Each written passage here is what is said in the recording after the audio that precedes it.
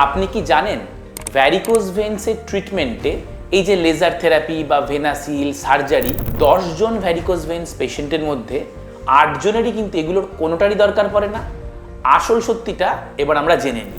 আমার ওপিডিতে যতজন varicose ভেন্সের patient আসেন তাদের মধ্যে আমি কিন্তু বেশিরভাগ পেশেন্টকেই বলি কনজারভেটিভ মেজার্স বা লাইফস্টাইল মডিফিকেশনের মাধ্যমে ভ্যারিকোজ ভেন্সকে ঠিক করার জন্য।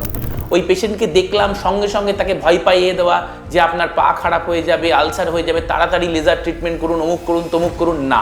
ভ্যারিকোজ ভেন্স কেন হয়েছে সেটা আগে বুঝুন। এ ব্যাপারে আমরা ডিটেলস ভিডিও আগে বানিয়েছি, আপনারা চাইলে দেখতে পারেন আমাদের চ্যানেলে। সবথেকে ইম্পর্টেন্ট, এটা কিন্তু কোনো বাজে অসুখ নয়, মানে ক্যান্সারের মতো খারাপ কিছু নয়।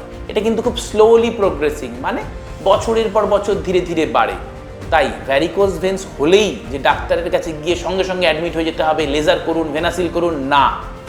আদৌ কি আপনার লেজার থেরাপি দরকার সেটা আগে বুঝতে হবে।